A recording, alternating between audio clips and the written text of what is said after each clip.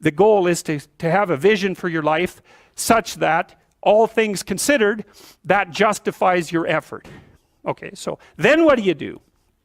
Well, then you turn down to the micro routines. It's like, okay, well, this is what I'm aiming for. How does that instantiate itself day to day, week to week, month to month?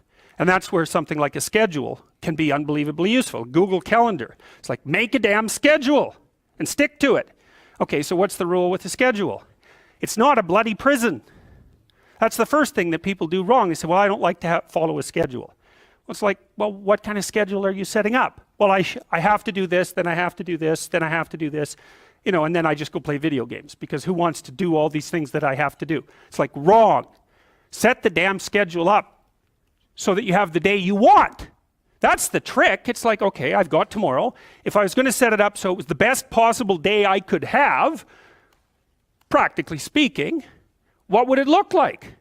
Well, then you schedule that. And obviously there's a bit of responsibility that's going to go along with that, because if you have any sense, one of the things that you're going to insist upon is that at the end of the day, you're not in worse shape than you were than at the beginning of the day, right? Because that's a stupid day.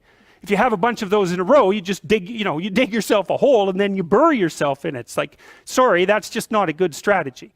It's a bad strategy. So maybe 20% of your day has to be responsibility and obligation, or maybe it's more than that, depending on how far behind you are. But even that, you can ask yourself, okay, well, I've got these responsibilities. I have to schedule the damn things in. What's the right ratio of responsibility to reward? And you can ask yourself that, just like you'd negotiate with someone who is working for you. It's like, okay, you got to work tomorrow.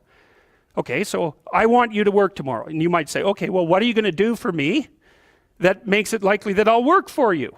Well, you could ask yourself that, So maybe you do an hour of responsibility and then you play a video game for 15 minutes. I don't know, whatever turns your crank, man. But, you have to negotiate with yourself and not tyrannize yourself. Like you're negotiating with someone that you care for, that you would like to be productive and have a good life. And that's how you make the schedule. It's like, and then you look at the day and you think, well, if I had that day, that'd be good. Great.